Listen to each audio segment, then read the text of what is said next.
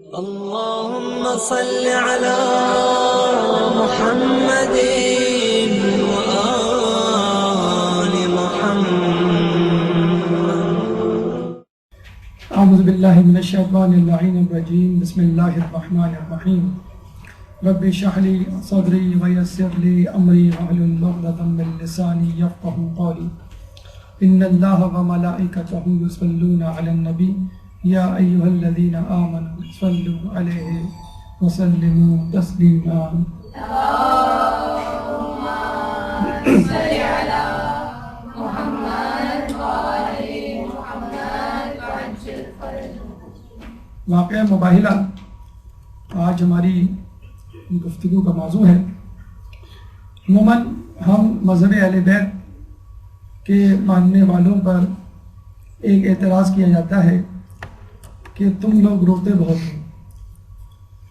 جب ایام عزا آتے ہیں، جب کسی امام کی شہادت کا دن آتا ہے تو آپ لوگوں کے ہاں صف ماتم جو ہے بچ جاتا ہے. اور کچھ لوگ رحم بھی کھاتے ہیں ہمارے اس گریے پر کہ بیچارے یہ شیعہ حضرات رونے دھونے میں اپنی زندگی گزار دیتے ہیں.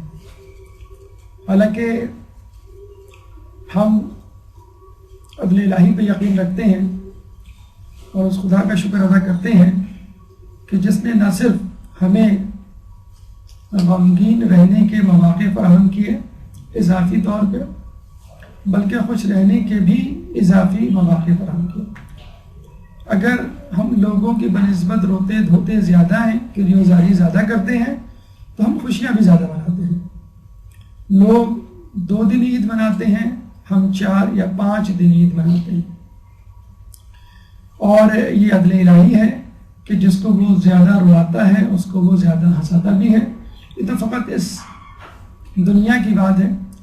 آخرت میں انشاءاللہ ہنسی خوشی نعمتیں اور خدا کی رضا ہمارے ہی حصے میں آئیں گی، اور ان لوگوں کے حصے میں آئیں گی جو اہل بیت کے سچے اور حقیقی طور پہ ماننے والے ہیں. تو ذی الحج کا مہینہ جیسے کہ آپ نے دیکھا ہمارے لیے عید الاضحیٰ لے کر آیا، پھر عید غدیر لے کر آیا، اور اس کے بعد عید مباہلہ. تو 4 عیدیں جو سال میں ہوتی ہیں ہمارے لیے، اس میں سے 3 عیدیں اس ذی الحج کے مہینے میں موجود ہیں. شاید اللہ تعالیٰ ہمیں رلانے سے پہلے ہنسانا چاہ رہا ہے کہ محرم شروع ہونے والا ہے، اب تمہیں بہت رونا ہے. ایام عزا شروع ہونے والے ہیں، اب گھر گھر صف ماتم بچھے گا. تو اس سے پہلے 1 نہیں 2 نہیں 3 عیدیں ایک ساتھ ایک ہی مہینے میں منا لو، اور پھر جی بھر کے ماتم کرنا، جی بھر کے گریہ ازاری کرنا.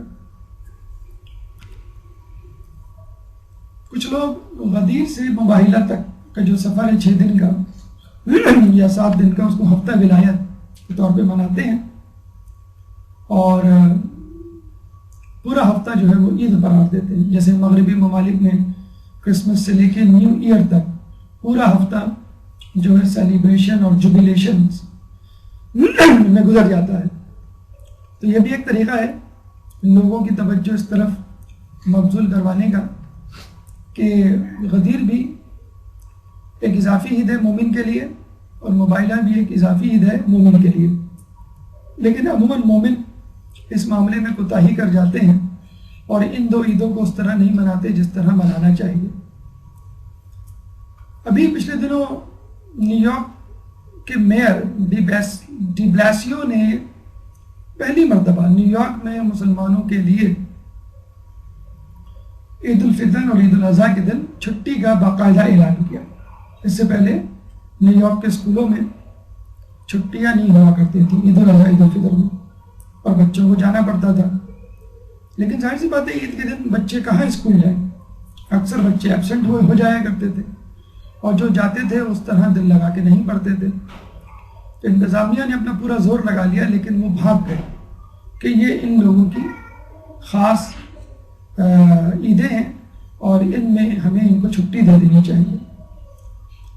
تو ہم ایسا کیوں نہیں کر لیتے کہ اپنی عید مباہلہ عید غدیر کو اس طرح زور و شور سے منائیں کہ سرکار کو، ہماری حکومت کو 2 دن باقاعدہ اعلان کرنا پڑے کہ ان 2 دنوں کو ہم تعطیل کے طور پہ منانا چاہتے ہیں، ان 2 دنوں میں تعطیل رہے گی۔ اب آپ کہیں گے کہ بھائی یہ 2 ایام تو مذہب اہل بیت کے ماننے والوں سے منسوب ہیں، دوسرے کیا اس سے فائدہ اٹھائیں گے یا دوسرے کیا اس میں دلچسپی لیں گے؟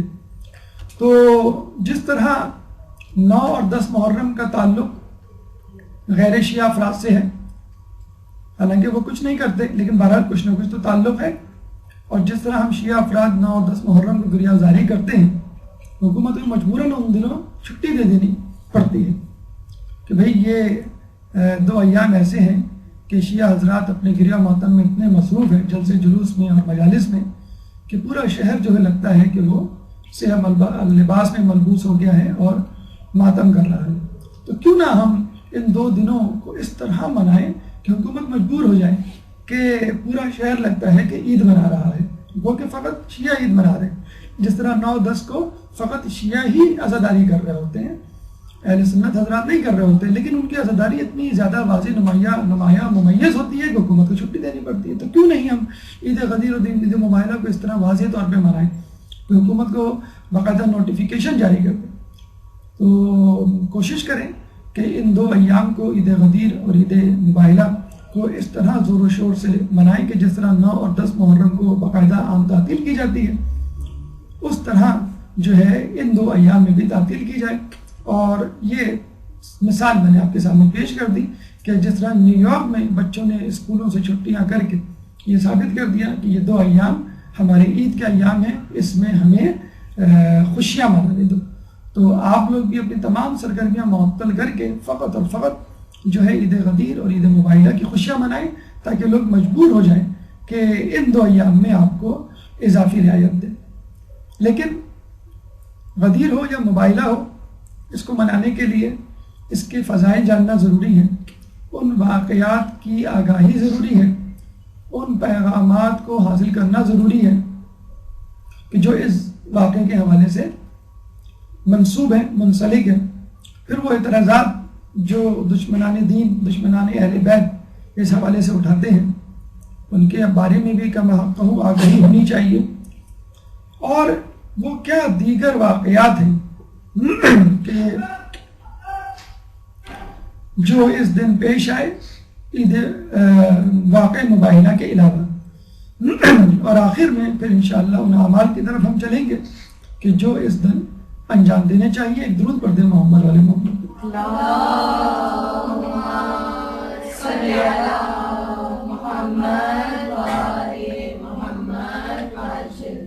ہماری گفتگو کا پہلا مرحلہ مقدمات ہے۔ 2 مقدمے آپ کے سامنے پیش کیے جائیں گے جو کہ مباہلے سے منسلک ہے، ایک تو متماثلات اور ایک معنی، یعنی مباہلہ سے ملتے جلتے ہیں اور کون سے الفاظ ہیں، اصطلاحات ہیں جو رائج ہیں، جو ہمیں واضح طور پہ سمجھ لینی چاہیے، اور معنی یعنی مباہلے کے معنی کیا ہیں۔ متماثلات یعنی مباہلے سے ملتے جلتے الفاظ کہ ہم جو ہے وہ دھوکہ نہ کھائیں۔ مباہلے سے ملتا جلتا ایک لفظ ہے مذاکرہ۔ مذاکرہ لوگوں کا آپس میں بیٹھنا کسی مسئلے کے حل کے لیے، مثلا مسئلہ کشمیر ہے، اس میں پاکستانی وفد اور ہندوستانی وفد آپس میں بیٹھ کر یہ فیصلہ کرتے ہیں کہ اس مسئلے کو کیسے حل کیا جائے۔ کچھ لو اور کچھ دو کی پالیسی کو اپنا کر اس تنازع کو ختم کرنے کی کوشش کرتے ہیں۔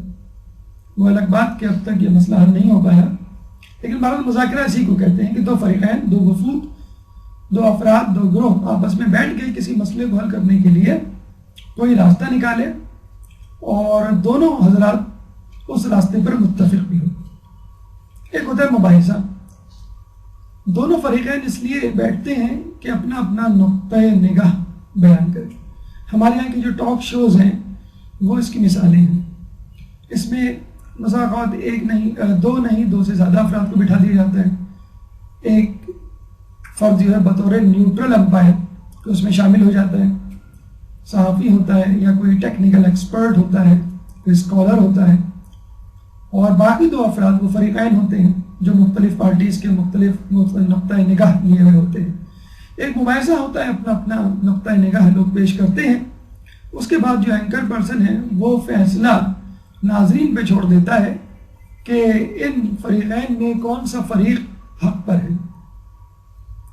پھر ہے مناظرہ، 2 گروہ کا، 2 افراد کا اس طرح آپس میں بیٹھنا کہ وہ ایک دوسرے کو اپنے عقیدے کے لیے قائل کر لیں، یا اپنے نظریے کے لیے یا اپنے نقطۂ نگاہ کے حوالے سے قائل کر لیں، یعنی جو میں سمجھتا ہوں وہ صحیح ہے اور میں چاہتا ہوں کہ آپ بھی اس کو صحیح سمجھیں۔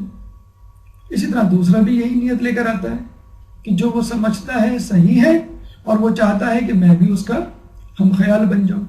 یہ ہوتا ہے مناظرہ۔ مختلف فرقوں کے درمیان یہ مناظرے مشہور ہیں، جیسے سنی اور قادیانی کا مناظرہ، سنی شیعہ افراد کا مناظرہ، کہ جس میں فریق کو قائل کیا جاتا ہے کہ وہ آپ کا ہم خیال ہم عقیدہ بن جائے۔ پھر ایک لفظ ہوتا ہے مجادلہ۔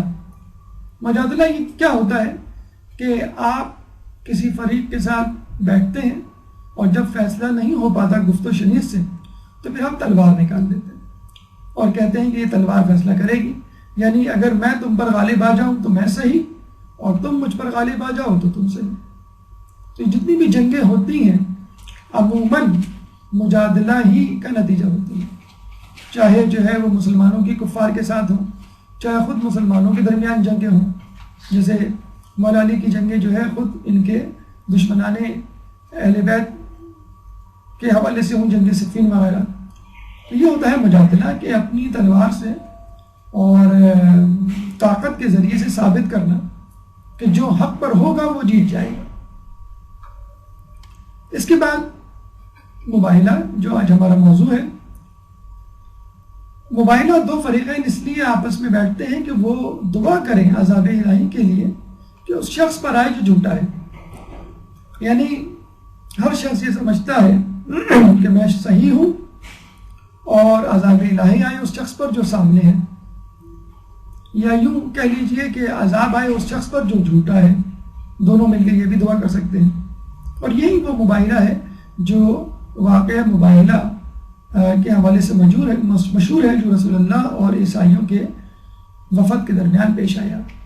اس کی تفصیل میں اگر ہم جائیں تو معنی مباہلہ کے لیے ہمیں ڈکشنری کھولنی پڑے گی اور معلوم کرنا پڑے گا کہ یہ لفظ کہاں سے نکلا۔ مباہلہ لفظ بھل سے نکلا ہے، جس کا مطلب ہوتا ہے رہا کرنا، کسی پرندے کو قید سے رہا کرنا، کسی جانور کو قید سے رہا کرنا۔ باہل ایسے جانور کو کہتے ہیں جس کو کھلا چھوڑ دیا گیا ہو تاکہ اس کے دودھ سے اس کے بچے اور دیگر جانور مستفید ہو سکیں۔ ابتحال ایک اور نام ہے، یعنی کام خدا کے سپرد کر دینا۔ آپ نے پوری محنت کی امتحان میں اور یہ کہا کہ بس اللہ مالک ہے، اللہ ہی میرے کام کو سنبھالے گا۔ ایک منفی معنوں میں بھی ابتحال استعمال ہوتا ہے، یعنی ہلاکت ہو، لعنت ہو، خدا سے دوری ہو اس شخص کے لیے کہ جو خدا کا نافرمان ہے، اس کو اللہ تعالیٰ اس کے حال پہ چھوڑ دیتا ہے، یعنی بندے کو اس کے حال پر چھوڑ دینا، یہ ہے ابتحال۔ تو مباہلہ بھل رہا کرنے کو بھی کہتے ہیں، باہل کھلے جانور کو بھی کہتے ہیں، ابتحال خدا کے سپرد کام کر دینے کو بھی کہتے ہیں، اور خدا سے دوری یعنی بندے کو اس کے حال پر چھوڑ دینے کو بھی کہتے ہیں۔ اصطلاحی معنی شریعت میں، قرآن میں، حدیث میں یہ لفظ کس طرح استعمال ہوا ہے، اس کے معنی ہے 2 افراد کا ایک جگہ جمع ہو کر دعا کرنا کہ خدا جھوٹے کو رسوا اور ذلیل کرے اور سزا اور عذاب دے۔ یعنی 2 فریقین جب مناظرہ کر چکے ہوتے ہیں، عموماً یہ مناظرے کے بعد پیش آتا ہے کہ جب گفتگو سے، ڈسکشن سے، مباحثے سے بات نہیں بنتی اور دونوں فریق بضد ہوتے ہیں، یا کوئی ایک فریق بضد ہوتا ہے کہ نہیں فیصلہ ہونا چاہیے کہ کون صحیح ہے، اگر باتوں سے نہیں حل ہو رہا تو کوئی اور طریقہ ہو، اور اگر الہی طریقہ ہو یا تو عموماً کسی تھرڈ آدمی سے، نیوٹرل آدمی سے، تیسرے فریق سے فیصلہ کروا لیا جاتا ہے، لیکن وہ یہ سمجھتے ہیں کہ بہترین طریقہ یہ ہے کہ اللہ سے فیصلہ کروا لیا جائے. تو دونوں جو ہے وہ دعا کرتے ہیں کہ جو جھوٹا ہو، جو غلط ہو، جو گمراہ ہو، اس پہ اللہ کی لعنت ہو، اللہ اس کو رسوا کرے، اللہ اس کو عذاب دے، اور اس طرح عذاب دے کہ وہ جو ہے صفا ہستی سے مٹ جائے. اس کو کہتے ہیں مباہرہ. اب آئیے ہماری گفتگو کا دوسرا مرحلہ وہ واقعات کہ جو اس واقعہ مباہلہ سے منسلک، مربوط اور جڑے ہوئے ہیں. ایک درود پڑھ دیں محمد علی محمد.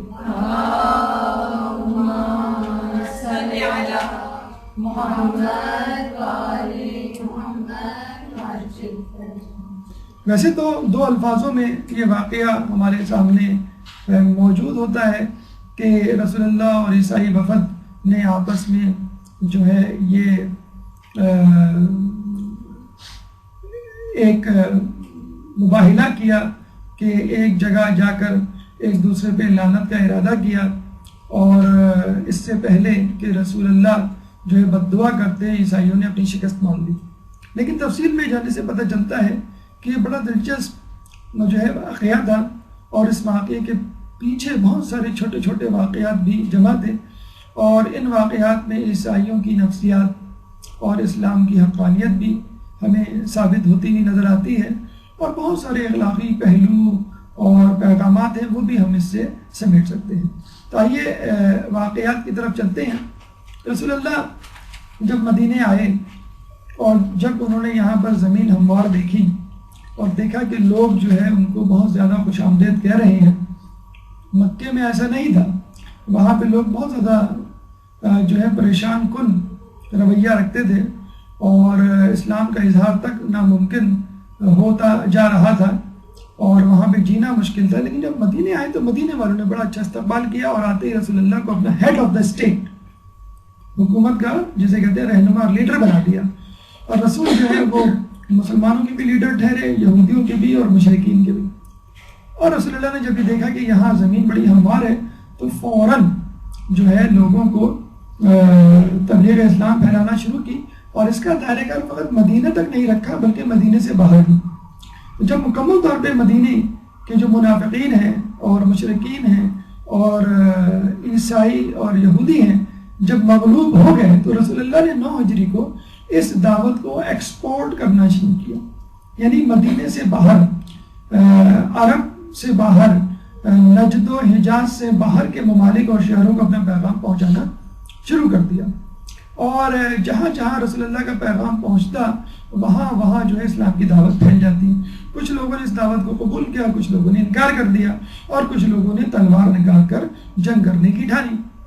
رسول اللہ نے عیسائی مملکتوں مثلا قیصر و روم اور نجران کے عیسائیوں کو بھی خطوط لکھے، اور ان خطوط میں اس آیت کو خصوصی طور پہ کوٹ کیا کہ قل یا اہل الکتاب تعالوا الی کلمۃ سواء بیننا وبینکم، کہ اے اہل کتاب آؤ ایک ایسے کلمے کی طرف جو ہمارے اور تمہارے درمیان مشترک ہے. اللہ نعبد الا اللہ ولا نشرک بہ شیئا، کہ ہم اللہ کے سوا کسی کی عبادت نہ کریں اور کسی کو اس کا شریک نہ بنائیں. ولا يتخذ بعضنا بعضا اربابا من دون اللہ، اور کسی کو اس کا شریک نہ بنائے اور ہم میں سے کوئی کسی کو اللہ کے سوا اپنا رب نہ بنائے. فَإِن تَوَلَّوْا، اگر وہ اس سے منہ موڑے، یعنی جو دعوت رسول دے رہے ہیں اس سے منہ موڑے، فَقُولُوا اشْهَدُوا بِأَنَّا مُسْلِمُونَ، کہ کہو کہ گواہ رہنا ہم مسلمان ہیں. یعنی تم نے ہماری دعوت نہیں قبول کی، لیکن قیامت میں گواہ رہنا کہ ہم مسلمان تھے، تم مسلمان نہیں تھے. فَقُلْ يَا أَهْلَ الْكِتَابِ تَعَالَوْا إِلَىٰ كَلِمَةٍ سَوَاءٍ بَيْنَنَا وَبَيْنَكُمْ، کہ کہو اے اہل کتاب آؤ اس کلمے کی طرف جو ہمارے اور تمہارے درمیان مشترک ہے. اللہ نعبد الا اللہ ولا نشرک به شیئا ولا يتخذ بعضنا بعضا اربابا من دون اللہ، کہ ہم اللہ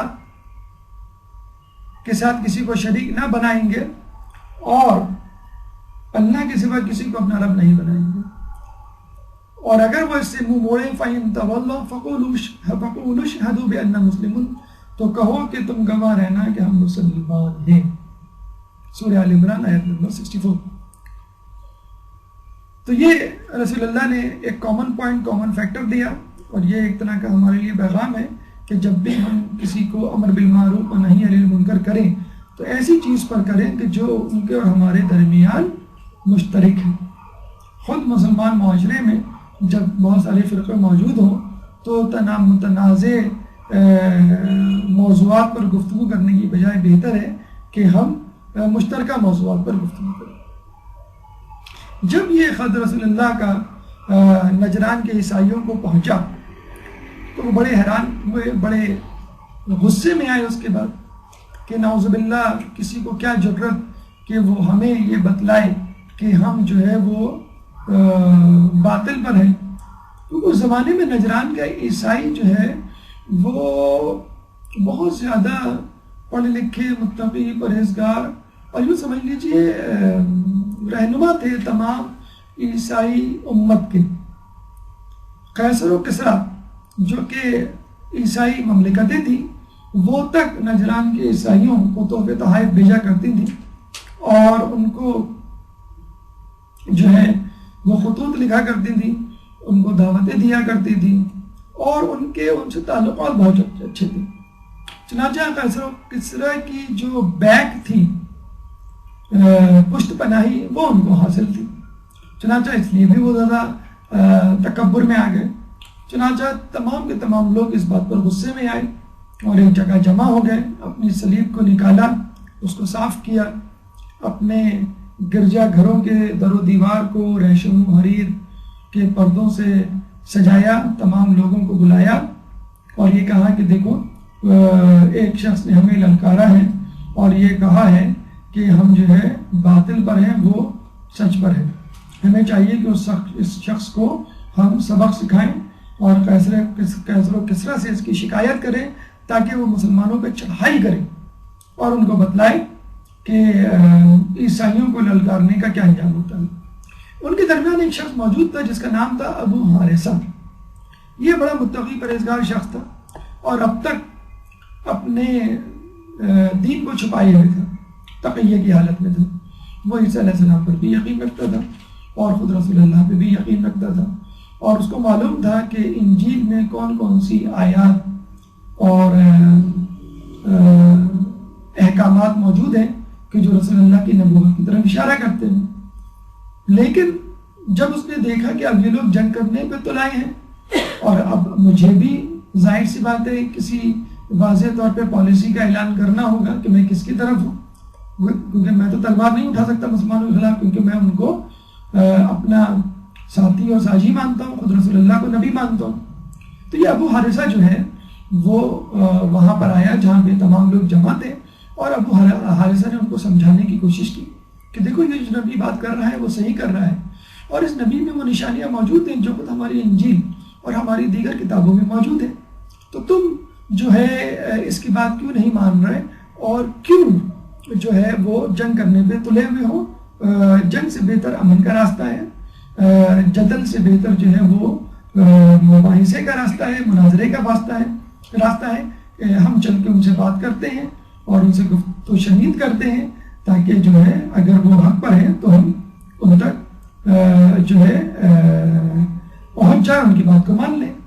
یعنی دوسرے لوگوں کی وہ بات کر رہا تھا کیونکہ وہ تو بہرحال اپنے آپ کو سمجھتا تھا۔ اس بات پر جو عیسائی رہنما تھے وہ بھڑک اٹھے۔ ان میں ایک تو ان کا سردار تھا، سید اس کا نام تھا، اور دوسرے کا نام تھا عاقب جو اس کا وزیر تھا۔ سید اور عاقب یہ دونوں بہت بڑے عالم تھے اس زمانے کے، لیکن ابو حارثہ خود بھی بہت بڑا عالم تھا، چنانچہ دلائل کے ساتھ بات کر رہا تھا۔ سید اور عاقب نے واضح طور پر انکار کر دیا کہ تم جو کچھ کہہ رہے ہو وہ دیوانے کی بڑھ ہے، جھوٹ ہے، اور تمہارا نظریہ غلط ہے، تم مفسد خیالات کے مالک ہو، جو ہم کام کر رہے ہیں وہ صحیح ہے اور ہم ہی حق پر ہیں۔ بات طول پکڑ گئی۔ دوسرا روز آیا، دوبارہ لوگ اسی گرجا گھر میں جمع ہوئے اور ابو حارثہ دوبارہ اپنے دلائل لے کر آیا۔ عاقب اور سید نے بہت سمجھانے کی کوشش کی اور جب وہ نہیں مانا تو عاقب اور سید نے ایک چال چلی اور یہ کہا کہ تم اصل میں جس محمد کی بات کر رہے ہو وہ اپنی جگہ ٹھیک ہے، ہم احمد کی بات کر رہے ہیں۔ محمد اور احمد دو الگ الگ لوگ ہیں۔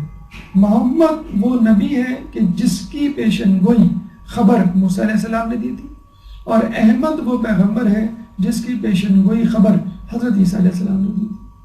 تو ٹھیک ہے، یہ جو محمد تم بات، اب تھوڑا سا وہ بیک فٹ پہ چلے گئے، پیچھے آ کے بات کرنے لگے۔ پہلے تو وہ سینہ سفر ہو گیا کہ ہم حق پر ہیں، تم سراسر جھوٹ بول رہے ہو۔ پھر یہ کہا کہ تم کسی حد تک سچ بول رہے ہو، لیکن اتنا سچ ہے کہ محمد اپنے علاقے، اپنے قبیلے قریشیوں کا نبی ہے، پوری امت کا، پوری دنیا کا نبی نہیں ہے۔ جیسے اس سے پہلے بھی بہت سے نبی ایسے گزرے ہیں جو اپنے اپنے علاقے میں اپنی اپنی امت کے نبی ہوا کرتے تھے۔ اب انہوں نے پیترا بدلا، پہلو بدلا اور دوسری طرف سے وار کیا اور یہ کہا کہ محمد فقط اپنے علاقے قریشیوں کے نبی ہیں، وہ ہمارے یا پوری دنیا کے نبی نہیں۔ اب یہاں بھی یہ اشکال پیدا کر کے یوں سمجھ لیا انہوں نے ایک ٹائم آؤٹ لے لیا، ایک جو ہے وہ سانس لے لیا، اور لوگ جو ہے وہ کسی حد تک اس بات سے جو ہے وہ مطمئن ہو گئے۔ لیکن ابو حارثہ بدستور اپنی بات پر اڑا رہا۔ تیسرے روز وہ دوبارہ مزید مطالعہ کر کے آیا، مزید ریفرنسز، حوالہ جات لے کر آیا۔ یہ ہم جو تفصیل بتا رہے ہیں اس مناظرے کی تفصیل بتا رہے ہیں کہ جو خود عیسائیوں کے درمیان ہوا اور نجران کے اندر ہوا، کہ جس میں ابو حارثہ نامی عیسائی متفق تھا کہ رسول جو کہہ رہے ہیں صحیح کہہ رہے ہیں، ان کی بات مان لو، دیگر اس کی مخالفت کر رہے تھے۔ تو وہاں پہ وہ ایک ہوم ورک کر کے نکلے تھے۔ وہ ہوم ورک کیا تھا وہ ہم آپ کو بتلا رہے ہیں۔ تیسرا روز جب شروع ہوا تو جس طرح ہماری یہ کتابیں کافی ہے، استفسار ہے، تہذیب ہے اور دیگر من لا یحضر الفقیہ ہے، اس طرح مختلف کتابیں ہیں جس سے ہم قرآن کے علاوہ، جس سے ہم بہت ساری باتوں کو وضاحت کے ساتھ، تشریح کے ساتھ، تفصیل کے ساتھ سمجھ سکتے ہیں۔ اسی طرح ان کے پاس انجیل کے علاوہ اور بھی کتابیں تھیں، مثلا کتاب زاجرہ، صحیفہ شمعون، شمعون یعنی عیسیٰ علیہ السلام کا وسیع۔ ابو حارثہ نے کتاب زاجرہ کا حوالہ دیا اور یہ کہا کہ اگر تم محمد اور احمد کے ابہام میں مشوش ہو، پڑھے ہوئے ہو، تو چلو ہم فارقلیت کی بات کر لیتے ہیں۔ کتاب زاجرہ میں ایک شخص فارقلیت نامی نبی کی خبر دی گئی ہے اور اس کی یہ خصوصیات ہیں، اور وہ خصوصیات اس رسول، اس محمد، اس شخص جس نے تم کو خط لکھا ہے اس میں پائی جاتی ہیں۔ اب اس مسئلے کو چھوڑو کہ اس کا نام محمد ہے کہ احمد ہے، لیکن بہرحال جس شخص نے تم کو یہ خط لکھا ہے اس میں فارقلیت کی پوری خصوصیات پائی جاتی ہیں، اور یہی وہ فارقلیت ہے جس کے بارے میں عیسیٰ علیہ السلام کو وحی کی گئی تھی کہ تمہارے بعد ایک نبی آئے گا جس کا نام فارقلیت ہوگا۔ اور صحیفہ شمعون میں اس سے زیادہ کی تفصیل دی ہوئی تھی کہ فارقلیت کی نسل سے اس کا ایک بیٹا بعد میں پوری دنیا پر قبضہ کرے گا جو امام مہدی ہوگا۔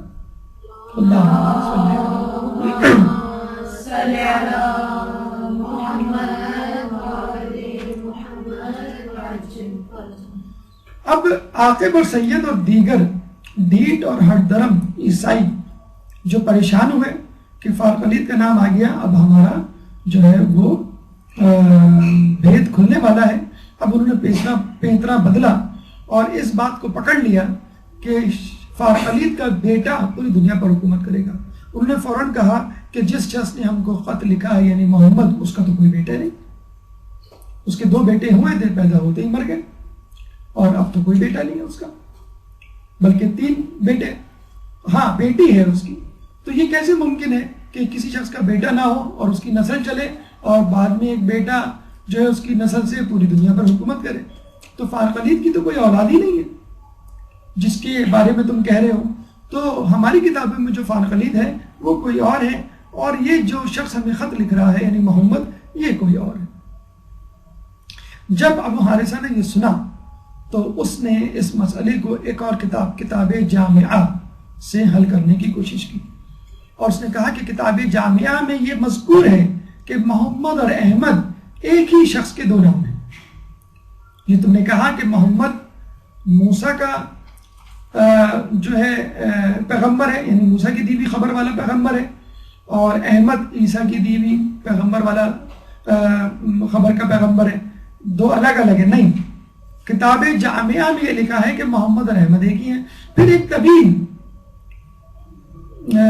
آیت اور حدیث اس نے اس کتاب جامعہ کی پڑھ کے اس نے سنائی کہ جس میں اللہ تعالیٰ آدم علیہ السلام سے مخاطب ہے، اور آدم علیہ السلام کو اللہ تعالیٰ ایک نور متعارف کرواتا ہے اور کہتا ہے کہ یہ نور احمد ہے۔ پھر اللہ فرماتا ہے کہ میں محمود ہوں، چنانچہ یہ محمد ہے۔ محمود جس کی سب سے زیادہ تعریف کی گئی ہو، محمد جس کی بہت زیادہ تعریف کی گئی ہو، تو یعنی یہ احمد ہے، لیکن چونکہ میں محمود ہوں چنانچہ میں نے اس کا نام محمد رکھا۔ تو یہ احمد بھی ہے، محمود بھی ہے۔ اس کے بعد اس نور کے سامنے ایک اور نور تھا، تو اللہ نے کہا یہ اس کا وسیع علی ہے۔ اس کے بعد ایک تیسرا نور تھا، اس کے بارے میں اللہ نے کہا کہ یہ اس کی دختر فاطمہ ہے۔ اس کے بعد دو اور نور تھے کہ جس کے بارے میں اللہ نے فرمایا یہ ان کے بیٹے حسن و حسین ہیں۔ پھر باقی نوروں کا تعارف کروایا کہ کہا کہ یہ ان کے بیٹے ہیں۔ آخر میں ایک نور مثل ستارہ صبح تھا کہ جس بارے میں کہا گیا کہ یہ ان کا آخری نور امام مہدی جو پوری دنیا پر حکومت کرے گا۔ اللہم صلی علی محمد وآل محمد وعجل فرجہم۔ تو آپ نے دیکھا کہ کتاب جامعہ میں کتنا واضح طور پہ یہ بتلا دیا گیا کہ احمد اور محمد ایک ہی شخص کے دو نام ہیں، اور نہ صرف یہ رسول کا تعارف کروایا گیا رسول کی بیٹی اور ان کے بیٹے اور ان کے آخری بیٹے جو کہ دنیا پہ حکومت کریں گے ان کا بھی تعارف کروا دیا اور بتلا دیا کہ یہ جو بیٹے ہیں رسول کے یہ ان کی بیٹی دختر رسول سیدہ فاطمہ کی بدن سے ہوں گے۔ اور صرف کتاب جامعہ نہیں، ابو حارثہ نے شیس کا صحیفہ بزرگ، حضرت شیس علیہ السلام کا صحیفہ مکمل کتاب نہیں ہوتی ہے، چند اوراق ہوتے ہیں، وہ لا کے دکھائے، اور ابراہیم علیہ السلام کی صلوات، ان کا بھی کچھ صحیفے تھے، کچھ پیجز تھے جو صندوق ابراہیم میں موجود تھے، وہ لے کر آیا اور اس میں سے صفحات نکالے اور کہا کہ دیکھو ابراہیم کو جو صحیفے ملے تھے، صحیفہ ابراہیم، صحیفہ موسیٰ، اس کا تذکرہ قرآن میں موجود ہے، تو شیس علیہ السلام کو جو صحیفے ملے اس میں بھی یہی تذکرہ موجود ہے کہ محمد احمد ایک ہی شخص کے دو نام ہیں اور ان کے بیٹے امام ہوں گے اور ان کا آخری بیٹا پوری دنیا پہ حکومت کرے گا۔ ابراہیم کے صحیفے میں بھی یہ بات ہے۔ یوں ابو حارثہ بن علقمہ کی فتح ہوئی اور عاقب اور سید اور دیگر ہر درم عیسائی اپنا منہ لے کر رہ گئے۔ اب یہ حضرات اپنے اپنے گھروں کو واپس گئے اور ایک اور میٹنگ بلائی کہ اب ہم ابو حارثہ نے جو ہمارا بیت کھولا ہے اب ہم اس کا کیسے مقابلہ کریں، کیونکہ وہ نہیں چاہتے تھے کہ رسول اللہ کو اپنا آخری نبی مانے، کیونکہ اس صورت میں ان کی چودراہٹ، ٹھیکیداری، تحفے تحائف، دعوتیں، منزلتیں اور دولت جو قیصر و کسریٰ اور قیصر و روم سے جو وہ پاتے تھے وہ ہاتھ سے جانے کا خدشہ تھا۔ اب انہوں نے یہ بیٹھ کے فیصلہ کیا کہ ایسا کرتے ہیں، ہم یہ کہتے ہیں ابو حارثہ سے کہ چلو ہم نے تمہاری یہ بات مان لی کہ یہ وہی شخص ہے، لیکن ہم اپنی آنکھوں سے دیکھنا چاہتے ہیں کہ کیا اس شخص میں وہ تمام خصوصیات موجود ہیں جو انجیل اور دیگر کتابوں میں موجود شخص کے حوالے سے لکھی گئی ہیں کہ جو آنے والے نبی میں موجود ہوں گی۔ ہم چاہتے ہیں خود اپنی آنکھوں سے ان تمام صفات کا مظاہرہ کریں۔ ٹھیک ہے، یہ شخص ہو سکتا ہے تمہارے مطابق ایسا، لیکن ہم چاہتے ہیں اپنی آنکھوں سے دیکھیں کہ واقعی وہ ایسا ہے۔ چنانچہ 1400 افراد مدینے کی طرف جو ہے وہ جلوس کی صورت میں روانہ ہوئے، یہ معلوم کرنے کے لیے کہ یہ وہی شخص ہے کہ جس کے بارے میں انجیل میں فارقلیت کا لفظ استعمال ہوا ہے، یہ وہی شخص ہے کہ جس کو محمد اور احمد کہا گیا ہے، کیا یہ وہی شخص ہے جو عیسیٰ کے بعد آخری نبی ہوگا؟ دوران سفر کہتے ہیں کہ عاقب جس گدھے پہ سوار تھا وہ بدکا، جب وہ بدکا تو اس نے جو ہے نازیبہ الفاظ کہے، تو اس وہاں پہ ایک اور شخص جو اس کے ساتھ تھا عاقب کا ہم خیال، یہ کہا کہ دیکھو نازیبہ الفاظ نہ کہو، رسول اللہ کے بارے میں نازیبہ الفاظ نہ کہو، وہ نبی ہیں۔ اب جو تیسرا شخص کھڑا ہوا تھا اس نے کہا کہ آپ لوگ تو کہہ رہے تھے کہ یہ وہ شخص نہیں ہے، اور ابھی آپ کہہ رہے ہیں کہ یہ وہی ہے، آپ کو یقین ہے؟ تو پھر اس نے سید نے اور عاقب نے اس بات کا اعتراف کیا کہ اصل میں ہم بھی یہی سمجھتے ہیں کہ یہی شخص ہے، لیکن ہم صرف اس لیے جا رہے ہیں کسی طرح کہ اس سے صلح کر لیں، یہ بتائے بغیر کہ ہم اس کو پہچان گئے، تاکہ وہ ہم سے جزیہ لے لے اور ہمیں اس کا مذہب نہ اختیار کرنا پڑے، کیونکہ ہم نے اگر اس کا مذہب اختیار کر لیا تو یہ تمام تحفے تحائف دعوتیں اور جو منصب ہم کو بادشاہوں کی طرف سے ملا ہوا ہے کہ وہ ہمارے ہاتھ سے، یعنی ان کے درمیان اگر کوئی شخص رسول اللہ کو برا بھلا کہتا تو وہ اس کو منع کرتے کہ نہ کہو، یہ نہ ہو کہ تمہارے اوپر خدا کی لعنت آ جائے کیونکہ تم ایک نبی کو برا بھلا کہہ رہے ہو۔ تو جب لوگ کہتے ہیں کہ بھائی کہنے میں کیا برائی ہے، آپ خود کہتے ہیں کہ یہ وہ نہیں ہے، تو کہتے ہیں نہیں یہ ہے، لیکن ہم اقرار نہیں کر سکتے لوگوں کے سامنے، اگر ہم نے اقرار کر لیا تو ہماری ساری ٹھیکیداری اور یہ جو چودراہٹ ہے ہمارے دین پر یہ ختم ہو جائے گی۔ بہرحال عیسائی ایک موہوم سی امید لیے ہوئے، ایک خواب لیے ہوئے مسجد نبوی میں آئے کہ کسی طرح یہ شخص وہ نبی نہ ہو جس کی خبر دی گئی ہے، کیونکہ اگر یہ ہوا تو ہمیں اپنی تمام جو ہے وہ دولت سے ہاتھ دھونا پڑے گا۔ اچھا وہ یہ بھی سمجھتے تھے کہ اگر نبی ہوتا تو ہماری نسل سے ہوتا، عبرانی نسل کا ہوتا، اسحاق علیہ السلام کی نسل سے ہوتا، نبی جو ہے اسماعیل علیہ السلام کی نسل سے کیوں ہے، عربی بولنے والا کیوں ہے، قریش سے کیوں ہے، اس لیے ان کو اپنی چودراہٹ اور ٹھیکیداری جو ہے وہ خطرے میں نظر ہے۔ جب عیسائی، آپ کو معلوم ہے کہ جب انسان کچھ نہیں ہوتا، کھوکھلا ہوتا ہے، تو اپنی ظاہری نمود و نمائش سے اپنا روب و دبدبہ ڈالنے کی کوشش کرتا ہے، اور یہ ہمارے ساتھ بھی ہوتا ہے کہ ہم اچھے لباس اس لیے پہنتے ہیں کہ لوگوں کے اوپر روب ڈال سکے کہ ہماری جو ہے کوئی عزت ہے، ہمارا کوئی اسٹیٹس ہے، اور ہمیں جو ہے وہ احترام کی نگاہ سے دیکھیں۔ تو یہ لوگ جو ہے وہ سونے سے مزین ہو کر، سونے کے زیورات پہن کر، انگوٹھیاں پہن کر، ریشمی لباس زیب تن کر کے یہ جو ہے مسجد نبوی میں داخل ہوئے۔ کہتے ہیں کہ جب یہ لوگ داخل ہوئے تو رسول اللہ نے سخت ناراضگی کا اظہار کیا اور ان سے بات کرنا تک گوارا نہیں کی اور منہ پھیر لیا۔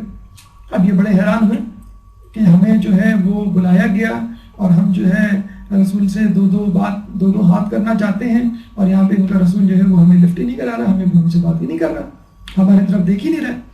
تو وہ گئے کچھ صحابہ کے پاس اور کہنے لگے کہ بھئی تمہارے رسول کو کیا ہوا، یہ ہم سے بات کیوں نہیں کر رہا؟ تو وہ ان لوگوں کو جناب امیر المومنین کے پاس لے کر آئے کہ بھئی ان سے پوچھو مزاج رسول ان سے زیادہ کون جان سکتا ہے۔ امیر المومنین نے رسول سے باقاعدہ کچھ سنے بغیر صاحب پہلے ہی کہہ دیا کہ ان کی وجہ ناراضگی یہ ہے کہ تم زرق برق لباس میں ہو، تم سیدھے سادے لباس میں، عام لباس میں آؤ تو وہ تم سے بات کریں گے۔ اور ایسا ہی ہوا کہ وہ لوگ جو ہے اپنے لباس سے فاخرہ ترک کر کے جب عام سے لباس میں آئے تو پھر رسول اللہ نے ان کی طرف دیکھا اور ان سے بات کی، اور پھر یہ بھی کہا کہ دیکھو جب تم پہلی مرتبہ آئے تھے تو اس وقت شیطان بھی تمہارے ساتھ تھا، اس لیے میں نے تمہارے سلام کا جواب نہیں دیا اور اس لیے میں نے تم سے جو ہے وہ بات نہیں کی۔ اس کے بعد اچھا اس دوران وہ عیسائی 3 دن مدینے میں رہے، مسجد نبوی میں رہے، 3 دن تک عبادت کرتے رہے، اور ناقوس بجا کر، یعنی ایک گھنٹی ہوا کرتی تھی اس زمانے میں، اور اس کو وہ اپنی عبادت کے وقت جو ہے وہ بجایا کرتے تھے، اور یہ کہا کرتے تھے کہ بھئی اب جو ہے وہ عبادت کا وقت ہو گیا، جس طرح ہمارے یہاں جو ہے وہ اذان ہوتی ہے، اقامت ہوتی ہے، ان کا ناقوس ہوا کرتا تھا۔ تو لوگوں نے اعتراض کیا رسول اللہ سے، کہا کہ دیکھیں مسجد نبوی میں یہ ناقوس بجا رہے ہیں، مسجد نبوی میں اپنے طرز کی عیسائی نہج کی عبادت کر رہے ہیں. تو رسول اللہ نے کہا کہ ان کو کرنے دو، تم اپنی نماز پڑھو. جب وہ تمہارا طرز عبادت دیکھیں گے تو خود پہچان لیں گے کہ سچ کیا ہے، حق کیا ہے. لیکن یہ بھی ایک امر بالمعروف و نہی عن المنکر کا طریقہ ہے کہ اپنا طریقہ اور اپنی عبادت پہ جمے رہو عقیدے پر، لوگ خود تمہاری طرف متوجہ ہوں گے. بہرحال جب عیسائی 3 دن بعد ان کے پاس آئے اور رسول اللہ سے گفت و شنید شروع ہوئی، تو آپ کو معلوم ہے کہ وہ بہرحال اندر سے پہچان تو چکے تھے کہ یہ وہی رسول ہے. اب انہوں نے چاہا کہ ایسی بات کو چھیڑا جائے کہ جو ہمارے اور ان کے درمیان مشترک نہیں ہے. حالانکہ جو ہم نے بات کی تھی کہ تم ایسی بات کی طرف آؤ کہ جو ہمارے اور تمہارے درمیان مشترک ہے، جو رسول اللہ نے آیت لکھ کے بھیجی تھی وہ یہ تھی. انہوں نے جان بوجھ کے ایک ایسا مسئلہ کھڑا کیا جو مسلمانوں اور عیسائیوں کے درمیان مختلف تھا اور متنازع تھا. انہوں نے صاف صاف رسول اللہ سے یہ کہا کہ آپ حضرت عیسیٰ سے متعلق کیا عقیدہ رکھتے ہیں، کیونکہ ہمیں آپ کے اندر وہ تمام صفات نظر آ گئی جو ہماری کتابوں میں آخری نبی کے حوالے سے درج ہے. لیکن ایک نظریہ ہمیں آپ سے پوچھنا ہے تاکہ ہمیں مکمل طور پہ اندازہ ہو جائے کہ آپ پوچھتے ہیں. اور پھر انہوں نے کہا کہ آپ یہ بتائیے عیسیٰ علیہ السلام کون تھے، کیا تھے؟ تو آپ نے کہا کہ عیسیٰ علیہ السلام جو ہے وہ اللہ کے نبی تھے، اللہ کے بندے تھے، اور عام لوگوں کی طرح کھاتے پیتے سوتے اور زندگی گزارتے تھے. اور یہ لفظ رسول اللہ نے یہ جملے اس لیے کہے کہ عام انسان تھے، کھاتے پیتے سوتے جاگتے عام لوگوں کی طرح زندگی گزارتے تھے. اس لیے کہا کہ وہ عقیدہ رکھتے تھے کہ عیسیٰ علیہ السلام خدا کے بیٹے ہیں، بلکہ خدا ہیں، تیسرے خدا ہیں. جبرائیل خدا، اللہ خدا اور عیسیٰ علیہ السلام خدا. عقیدہ تثلیث اس کو کہا جاتا ہے عیسائیوں کے. انہوں نے کہا کہ نہیں، یہ ہو ہی نہیں سکتا، وہ ایک عام انسان ہو، وہ ایک عام آدمی ہو. آپ نے کبھی دیکھا ہے کہ کوئی شخص بغیر باپ کے پیدا ہوا ہو؟ اسی وقت یہ آیت اتری، اِنَّا مَثَلَ عِيسَى عِنْدَ اللَّهِ كَمَثَلِ آدَمَ خَلَقَهُ مِنْ تُرَابٍ ثُمَّ قَالَ لَهُ كُنْ فَيَكُونُ. کہ اللہ کے نزدیک عیسیٰ کی مثال آدم کی سی ہے، جس کو اللہ نے مٹی سے پیدا کیا. ثم قال له كن فيكون، اور پھر کہا ہو جا، اور وہ ہو گیا. یعنی آدم کو کہا کہ پیدا ہو جا، اور آدم علیہ السلام پیدا ہو گئے. اس کے لیے کسی ماں باپ کی ضرورت نہیں پڑی، اللہ کا کہنا کن فیکون کافی تھا. تو یہاں تو کم از کم عیسیٰ علیہ السلام کی والدہ تو موجود تھی، فقط باپ موجود نہیں تھے. تو جو اللہ ماں اور باپ کے بغیر آدم کو پیدا کر سکتا ہے، وہ اللہ باپ کے بغیر عیسیٰ علیہ السلام کو کیوں نہیں پیدا کر سکتا؟ یہاں پر جو ہے دونوں فریقین میں جو ہے ڈیڈ لاک آ گیا. رسول اللہ اپنی بات پر مصر تھے اور ہونا بھی چاہیے، اور عیسائی جو ہے وہ اپنی بات پہ اڑ گئے کہ ہم نہیں مانتے، اور اس بات پہ بھی اڑ گئے کہ ہم فیصلہ کر کے جائیں گے کون حق پر ہے. بس یہاں انہوں نے یوں سمجھ لیجیے غلط شاٹ کھیل دیا. اگر وہ خاموشی سے چلے جاتے کہ ٹھیک ہے لکم دینکم ولی دین، تمہارے لیے تمہارا دین، ہمارے لیے ہمارا دین، تو چاہے شاید جان بخشی ہو جاتی. اب یہاں پہ آ کے انہوں نے سمجھ لیجیے ایک دھمکی دے ڈالی کہ ہم تو فیصلہ کر کے جائیں گے، کیونکہ وہ یہ سمجھ رہے تھے کہ پوری عیسائی دنیا عیسیٰ علیہ السلام کو خدا سمجھتی ہے، تو تمام لوگ ہمارے ساتھ ہیں. اور جب اکثریت آپ کے ساتھ ہوتی ہے تو نعوذ باللہ آپ سمجھتے ہیں کہ خدا بھی ہمارے ساتھ ہے. تو اکثریت جو ہے وہ ضروری نہیں کہ اللہ کے ساتھ ہو یا اللہ اس کے ساتھ ہو. تو وہ ان کو اس بات کا زعم تھا کہ ہمارے پاس پوری عیسائی قوم موجود ہے، چاہے ہمارا عقیدہ باطل کیوں نہ ہو، لیکن پوری قوم موجود ہے اور کوئی بھی اس سے اختلاف نہیں کرتا. سب سمجھتے تھے کہ عیسیٰ علیہ السلام اللہ کے بیٹے ہیں. تو انہوں نے کہا کہ ایسا کرتے ہیں کہ مباہلہ کر لیتے ہیں اور دیکھ لیتے ہیں کہ کون سچ پہ ہے اور کون جھوٹ پر ہے. پھر اللہ تعالیٰ نے یہ آیت نازل کی، فَمَنْ حَاجَّكَ فِيهِ مِن بَعْدِ مَا جَاءَكَ مِنَ الْعِلْمِ. اس علم کے آ جانے کے بعد کہ جس کے بارے میں وہ جھگڑا کرتے تھے، فقل ان سے کہو تعالوا ندعو ابناءنا وابناءکم، تم بلاؤ اپنے بیٹوں کو اور ہم بلائیں اپنے بیٹے کو، ونساءنا ونساءکم، ہم اپنی عورتوں کو تم اپنی عورتوں کو، وانفسنا وانفسکم، ہم اپنے نفسوں کو تم اپنے نفس کو، ثم نبتہل فنجعل لعنت اللہ علی الکاذبین، اور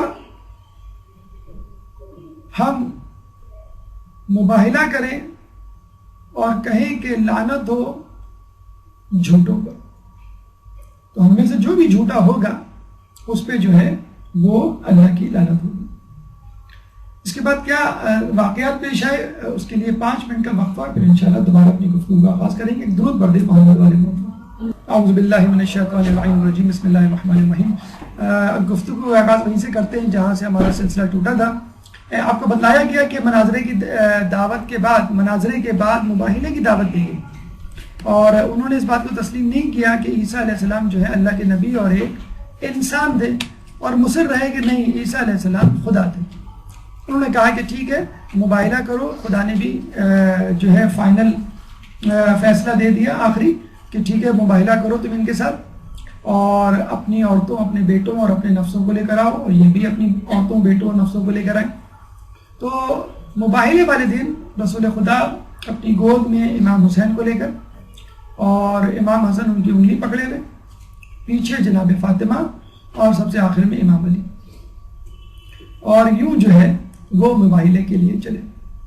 دوسری طرف عیسائیوں میں سید اور عاقب جو دو ان کے عالم تھے، سید تو خود سردار بھی تھا عالم ہونے کے ساتھ ساتھ، ان کے 2 لڑکے المحسن اور عبد المنعم، اور ان کی 2 عورتیں سارہ اور مریم، بمع 70 افراد اور 1400 تماشائی کے حاضر ہو گئے مباہلے کے میدان میں۔ یعنی وہ بھی اپنے گھر والوں کو لیا ہے، رسول اللہ بھی جو ہے وہ اپنے گھر والوں کو لیا ہے۔ رسول اللہ 2 زانو ہو کے بیٹھ گئے، ایک سیاہ چادر کو 2 درختوں کے درمیان تان دیا اور اس کے نیچے بیٹھ گئے، اور بالکل حدیث قصہ والا ماحول پیدا ہو گیا۔ رسول اللہ نے یہ آیت تلاوت کی، انما یرید اللہ لیذھب عنکم الرجس اہل البیت ویطہرکم تطہیرا۔ اللہم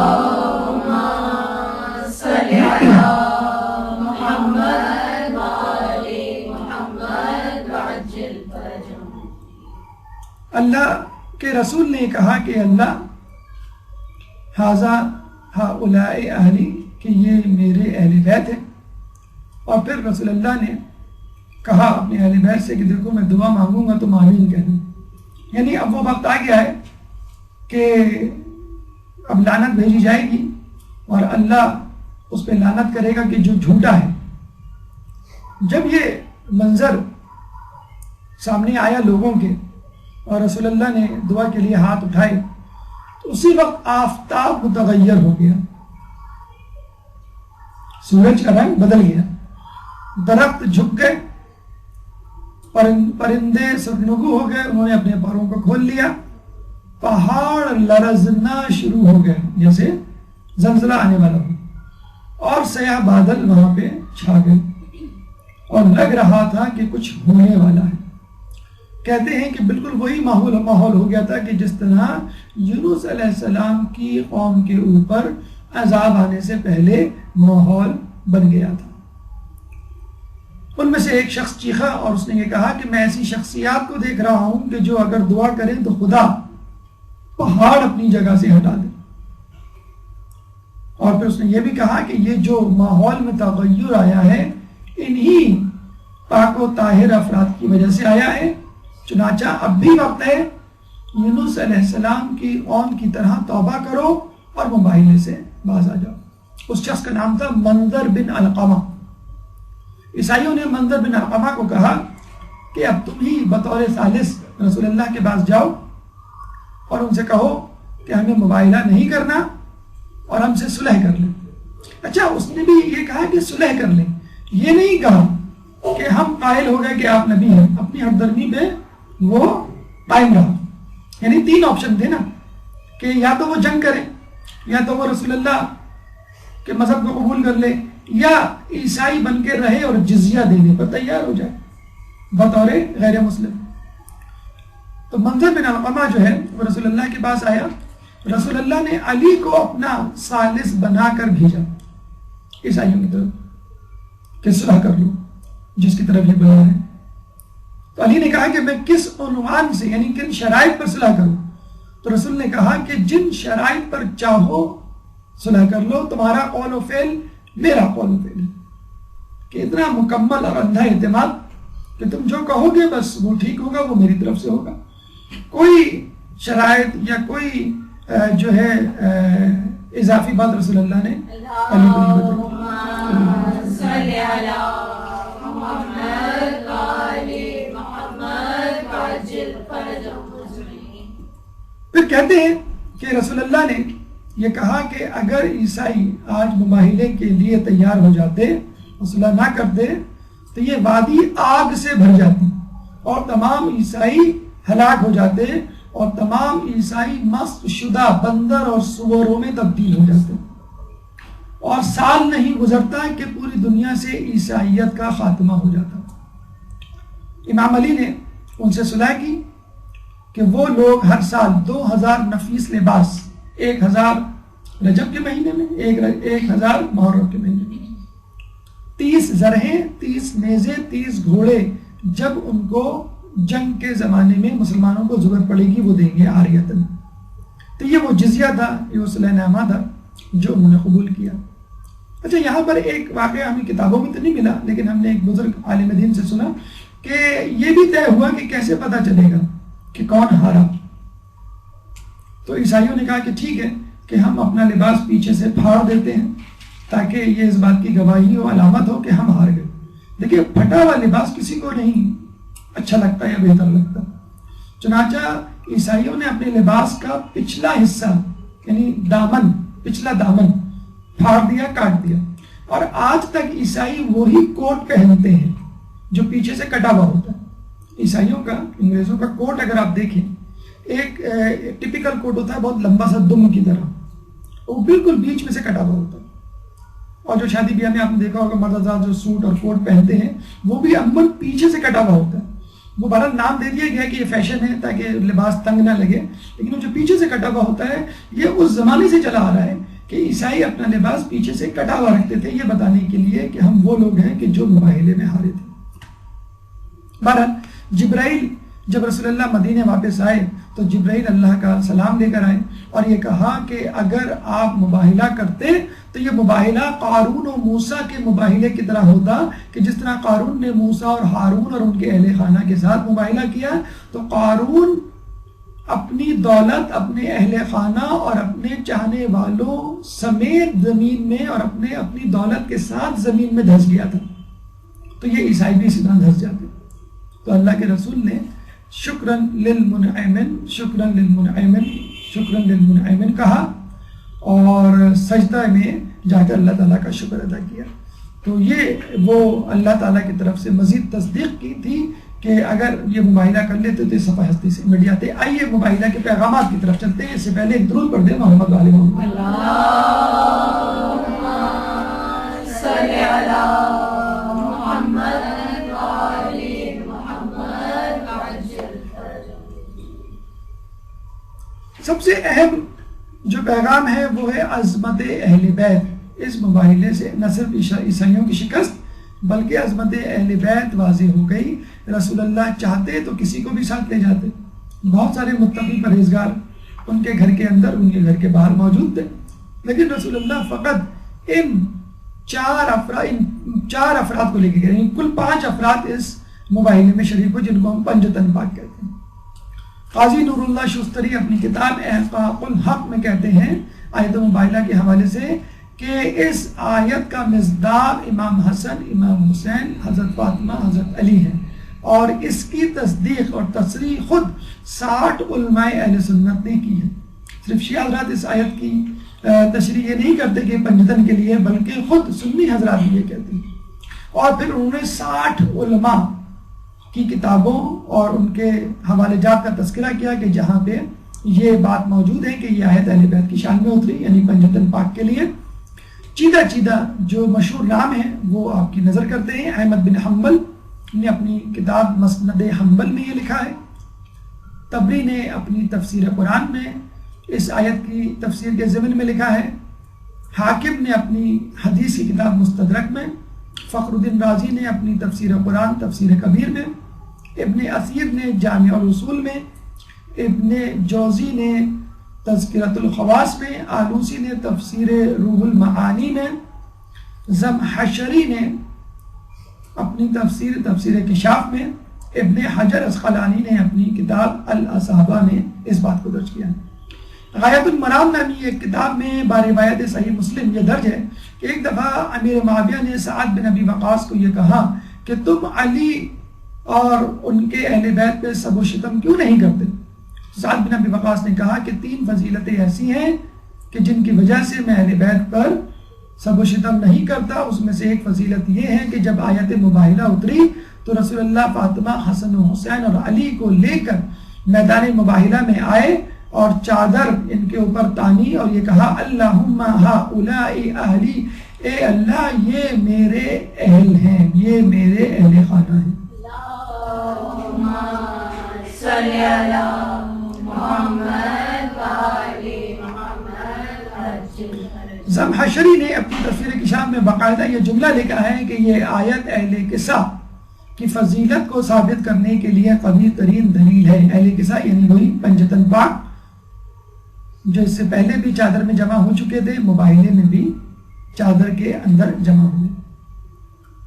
اسی طرح دربار مامون میں ایک مناظرہ ہوا جس میں امام علی رضا نے فرمایا کہ مباہلے میں علی، فاطمہ، حسن و حسین کی شرکت ایسی خصوصیت اور اعزاز رکھتی ہے جس پر کوئی سبقت نہیں لے جا سکتا، ایسی منزلت رکھتی ہے کہ جس تک کوئی نہیں پہنچ سکتا، اور ایسا شرف رکھتی ہے جس کو کوئی حاصل نہیں کر سکتا.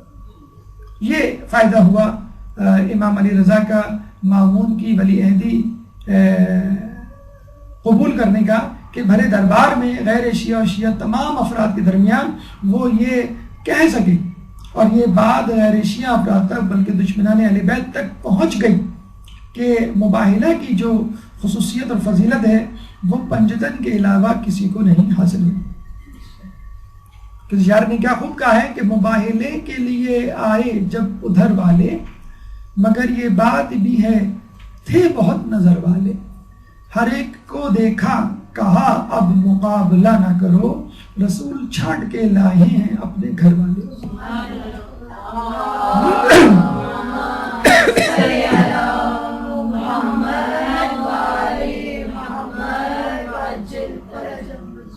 رسول کے گھر میں اور بھی افراد موجود تھے، اور بھی ازواج موجود تھی، اگر رسول چاہتے تو ان کو لے آتے، لیکن رسول اللہ نے فقط عورتوں میں بی بی سیدہ کا انتخاب کیا.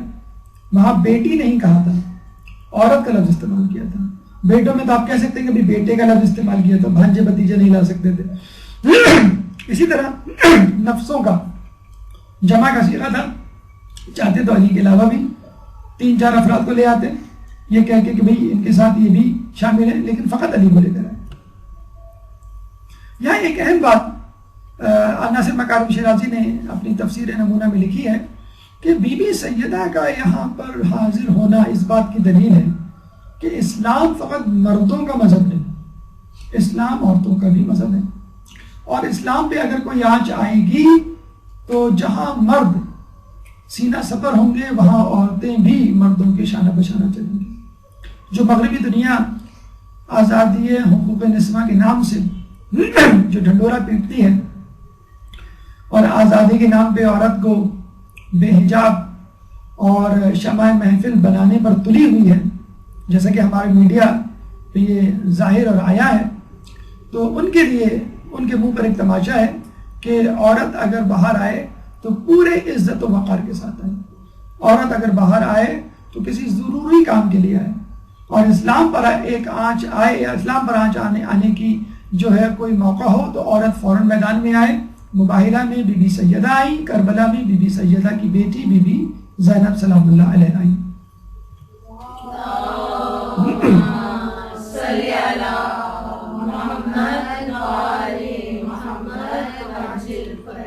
جہاں عیسائیوں کی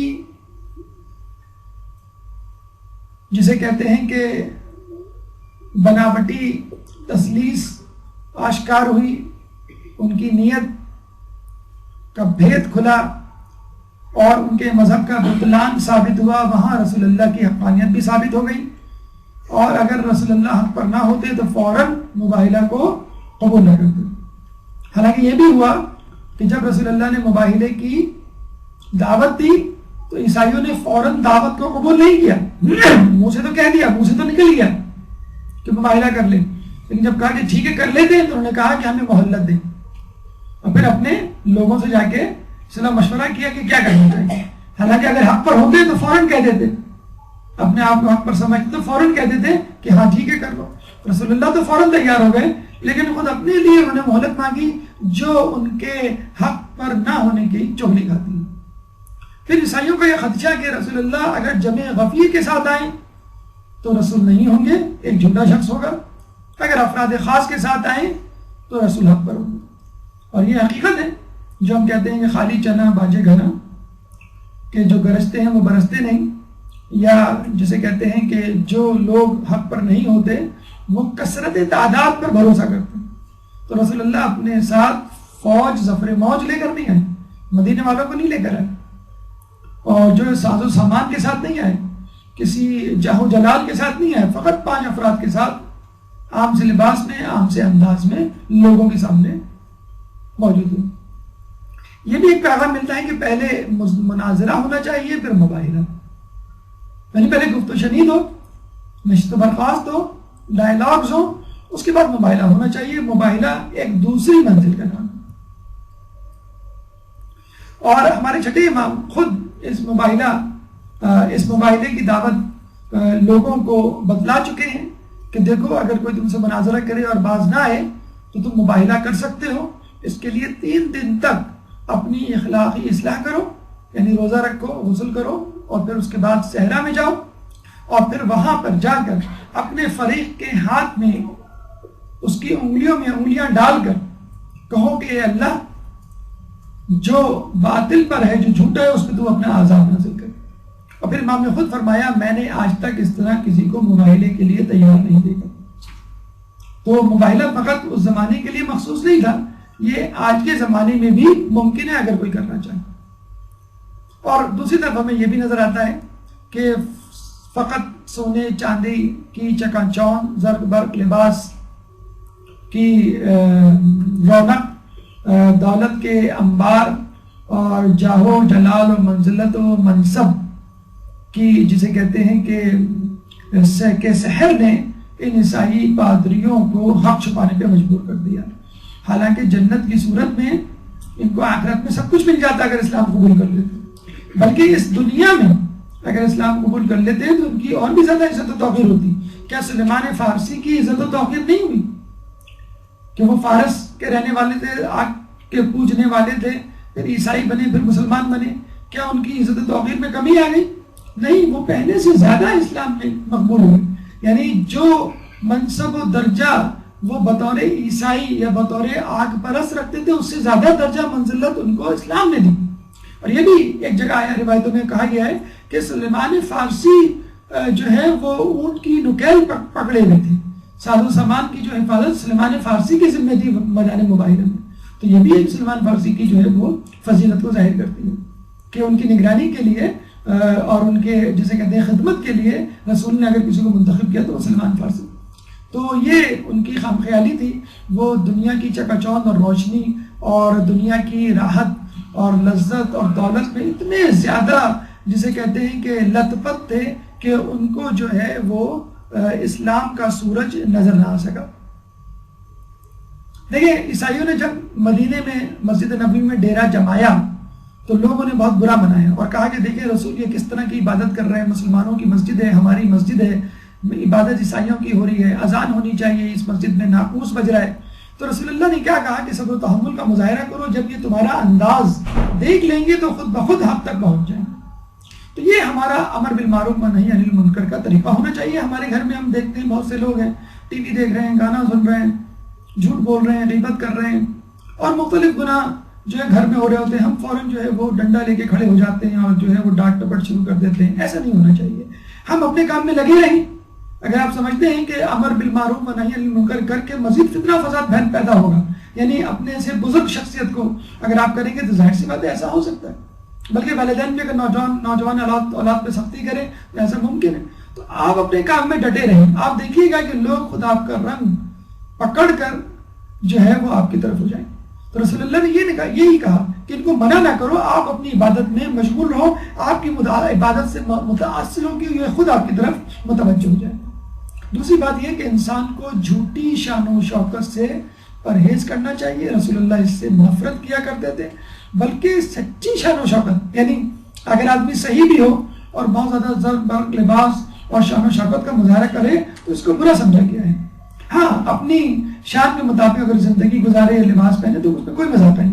لیکن چونکہ وہ مسلمانوں پہ ایک روب ڈالنا چاہتے تھے, چنانچہ انہوں نے جو ہے وہ سونے کی انگوٹھی, سونے کے زیورات اور ریشمی لباس پہن کے آنا جو ہے وہ صحیح جانا کہ اس سے ہو سکتا ہے کہ ہمارے دولت اور ہمارے طور و طریقوں سے ان پہ روب پڑے گا.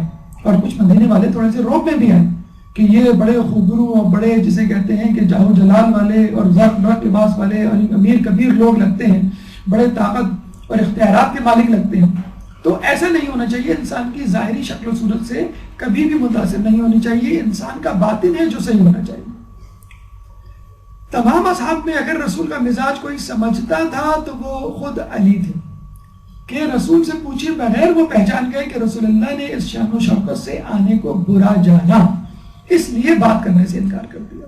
تو رسول اللہ کیوں نہیں علی کو اپنا نفس بنائے انفسنا میں. رسول کا یہ کہنا ہے کہ تمہارا قول میرا قول بالکل اس بات کی تفسیر ہے کہ جو رسول اللہ نے مواخات قائم کرتے ہوئے مدینے میں کہا تھا انت اخی فی الدنیا والآخرہ.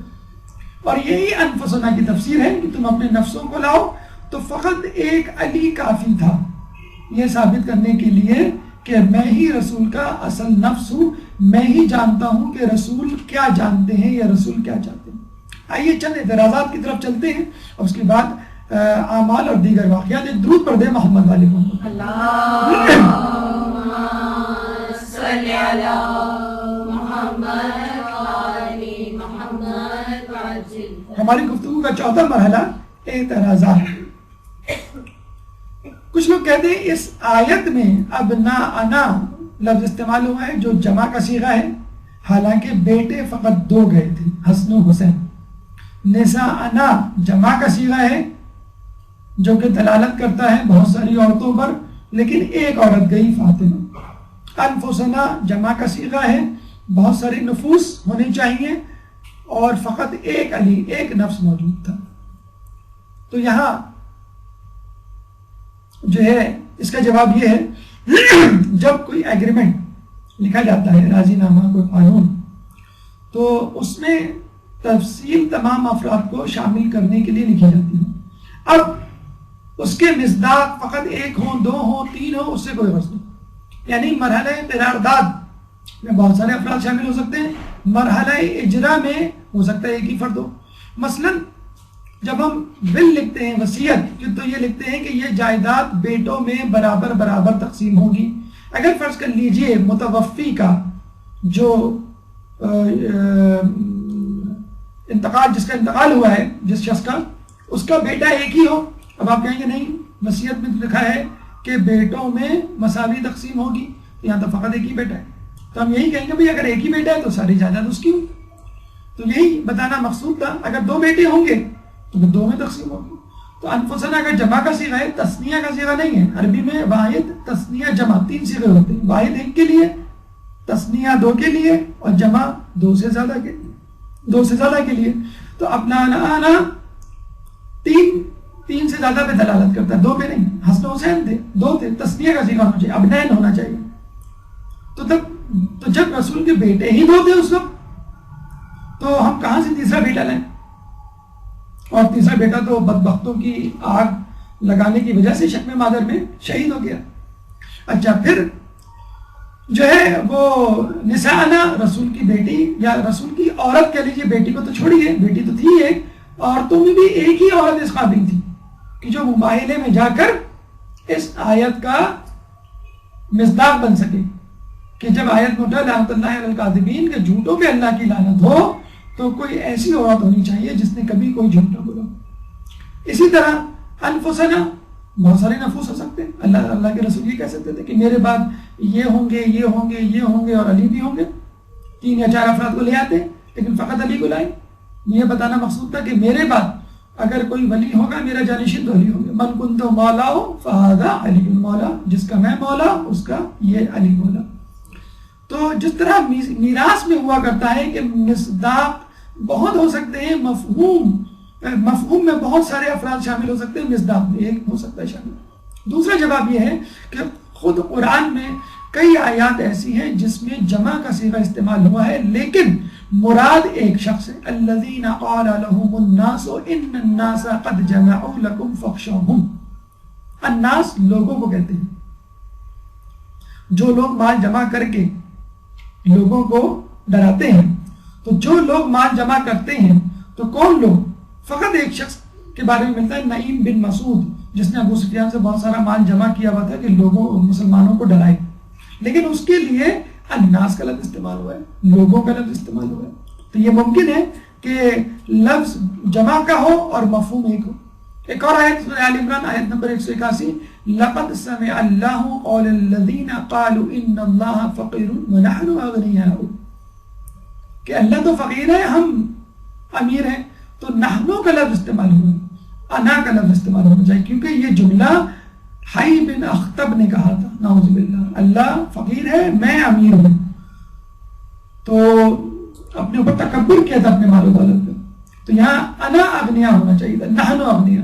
تو بعض اوقات نحنو کا لفظ استعمال کرتے ہیں بہت سارے لوگوں ایک افراد کے لیے، لیکن جملہ لفظ بہت ساروں کا استعمال ہوتا ہے۔ ان ابراہیم کان امتا قانتا للہ، ابراہیم ایک امت تھے جو اللہ سے ڈرا کرتے تھے، عاجزی اختیار کرتے تھے۔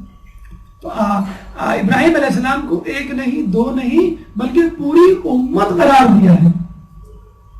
تو یہ ممکن ہے کہ لفظ جمع کا ہو اور اطلاق بہت سارے لوگوں پر ہو۔ اسی طرح انفسنا، ابناءنا اور جو ہے انفسنا کے الفاظ ہیں۔ دوسرا اعتراض کہ رسول اللہ کی اولاد بیٹی سے کیسے، یعنی رسول کے تو بیٹے نہیں تھے، ان کو کہہ دینا چاہیے تھا۔ ابھی آپ نے کہا کہ اگر بیٹے 2 ہوں تو 2 لے کر آئیں، 1 ہو تو 1 لے کر آئیں، اگر نہ ہو تو نہ لے کر آئیں، تو رسول اللہ کیوں لے کر آئیں؟ رسول اللہ کے بیٹے ہی نہیں تھے۔ تو ہم یہ کہیں گے رسول اللہ کے حسن و حسین ہی بیٹے تھے، وہی بیٹے تھے جن کو رسول کا بیٹا ہونا چاہیے۔ اب آپ یہ کہیں کہ بھئی رسول کا کوئی بیٹا ہی نہیں تھا، تو پوتے رسول کے بیٹے کہلا سکتے ہیں، لیکن نواسے رسول کے بیٹے نہیں کہلا سکتے۔ نسل بیٹے سے چلتی ہے، بیٹی سے نہیں۔ ٹھیک ہے، عام انسان کے اوپر ایسا ہی اطلاق ہوتا ہوگا، لیکن اللہ تعالیٰ کے خاص بندوں پر خاص اصول چلتے ہیں۔ جس طرح آگ جلاتی ہے لیکن ابراہیم کو نہیں جلاتی، چھری کاٹتی ہے لیکن اسماعیل کو نہیں کاٹتی، پانی ڈباتا ہے لیکن موسیٰ کو نہیں ڈبایا۔ تو مختلف اوقات میں مختلف جو ہے وہ استثناءات کے پہلو نکلتے ہیں۔ اس آیت میں دیکھیں، مریم علیہ السلام کو، عیسیٰ علیہ السلام کو داؤد کا جو ہے وہ بیٹا قرار دیا ہے، ان کی ذریت سے قرار دیا ہے، حالانکہ عیسیٰ علیہ السلام کا تو باپ ہی نہیں تھا، عیسیٰ علیہ السلام کے بیٹے باپ ہی نہیں تھے، وہ تو مریم کے حوالے سے۔ ہاں، مریم علیہ السلام جو ہے وہ داؤد کی نسل سے تھی۔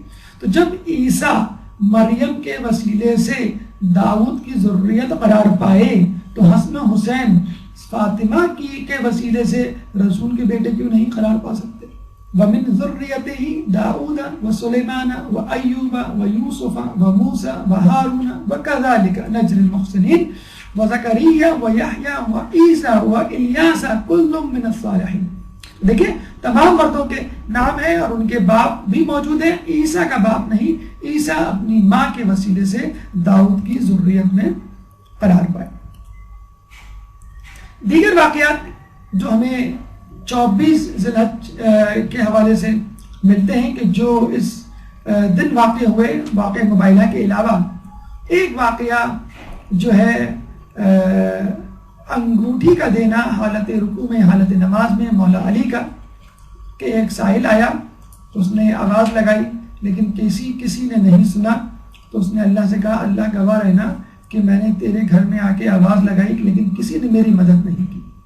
تو علی نے حالت رکوع میں جو ہے وہ اپنا ہاتھ آگے بڑھایا اور اس شخص نے جو ہے وہ انگوٹھی اتار لی. تو یہ آیت اتری انما ولیکم اللہ ورسولہ والذین آمنوا الذین یقیمون الصلاة ویؤتون الزکاة وهم راکعون.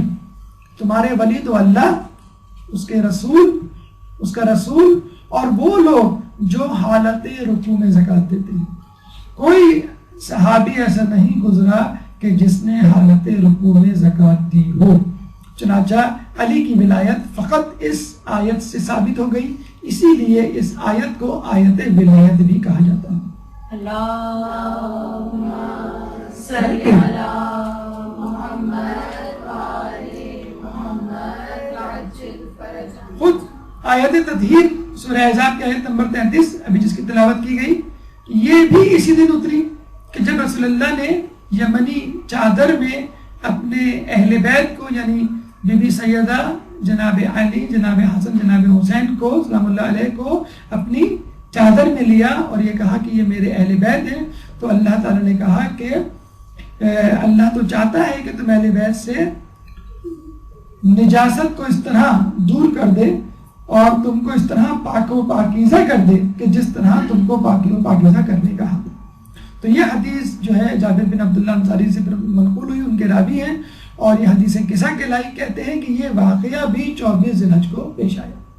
سورہ حلقہ کہ جس میں اہل بیت کے 3 دن تک مسلسل روٹی دینے کے واقعے کو کوٹ کیا گیا ہے.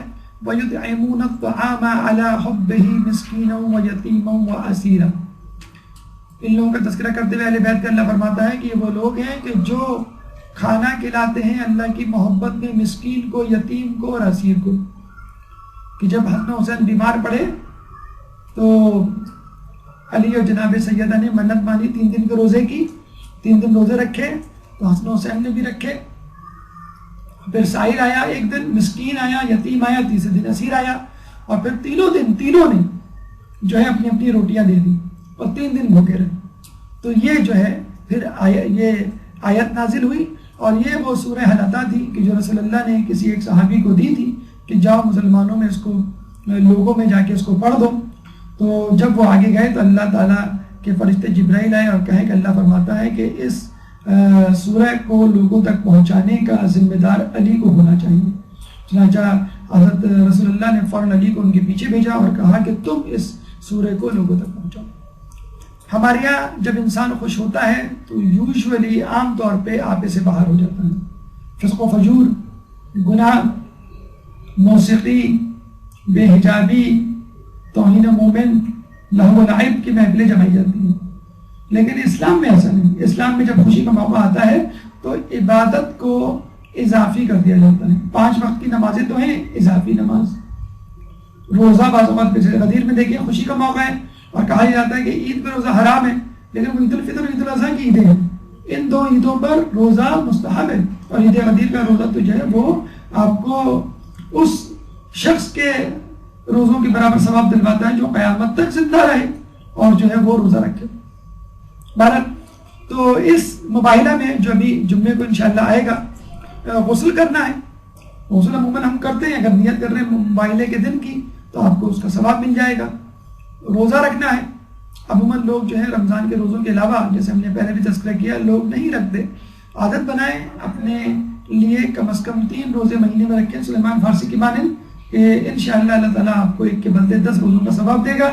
مہینے میں 3 روزے کا مطلب ہے 30 دن کے روزے، اور سال میں 12 مہینے کے روزے یعنی عمر بھر کے روزے. تو یہ جو قسم کے مخصوص ایام آتے ہیں 18 ذی الحج، 24 ذی الحج، دھول ارض اور دیگر، اس میں ضرور رکھیں سائن شہادت ولادت، ورنہ پہلی جمعرات، آخری جمعرات اور 10 کے بعد پہلا بدھ. تو ان دنوں میں بھی رکھ سکتے ہیں، 13، 14، 15 کو بھی رکھ سکتے ہیں. یا اگر چھٹی ہو جس دن، اتوار کا دن ہے یا کوئی بھی ایسا دن کہ جس میں آپ کو سہولت ہو، کہیں آنا جانا نہ ہو، کم کام ہو، تو اس میں ضرور کوشش کریں کہ روزہ رکھیں. بہرحال ان دنوں میں جو مستحب روزوں کی تاکید ہے اس میں ضرور روزہ رکھیں. صدقہ دیں، ویسے بھی ثواب ہے صدقہ دینے کا، لیکن ان دنوں میں صدقہ دینے کا ایک اضافی ثواب ہے. نماز 2 رکعت آپ نے ماشاءاللہ عید غدیر کے دن پڑھی ہوگی، جو کہ نماز ظہر سے تقریباً آدھا گھنٹہ پہلے یا ظہر کی نماز کے وقت سے پہلے پڑھی جاتی ہے. 2 رکعت نماز ہے جس میں سورہ فاتحہ کے بعد 10 مرتبہ سورہ اخلاص، 10 مرتبہ آیت الکرسی اور 10 مرتبہ سورہ قدر پڑھنا ہوتا ہے. اس آیت کے بارے میں نماز کے بارے میں کہا جاتا ہے کہ اس نماز کو پڑھنے والے کو 1 لاکھ حج اور 1 لاکھ عمرے کا ثواب ملتا ہے. تو تھوڑی سی دقت ہے، کوشش کریں اس نماز کو عید غدیر میں تو پڑھی آپ نے، لیکن عید مباہلہ میں بھی پڑھی. اس کے علاوہ ایک دعا ہے، دعا مباہلہ، جو کہ رمضان کے آخری ایام میں بھی پڑھی جاتی ہے راتوں میں. اللہم انی اسألک من بہائک ببہاؤ، اور آخری جملہ ہے ورحمنی برحمتک یا ارحم الراحمین. اور اگر آپ چاہیں انٹرنیٹ پہ تو duas.org یہ جو ایڈریس لکھا ہوا ہے اس پہ کلک کریں گے آپ تو یہ دعا آپ کو مل جائے گی. اس کے علاوہ زیارت جامعہ کبیرہ پڑھنے کا بھی بہت ثواب ہے اس دن، اور زیارت جامعہ صغیرہ بھی اس دن کے مستحب اعمال میں شامل ہے. آپ تمام لوگوں کو عید مباہلہ مبارک ہو. عید مباہلہ اس موضوع سے متعلق اگر آپ کے ذہن میں کوئی سوال ہے تو آپ کر سکتے ہیں. اول سوالات بھرپور سلامت. برحمتك يا أرحم الراحمين وصلى الله على محمد وآله الطاهرين.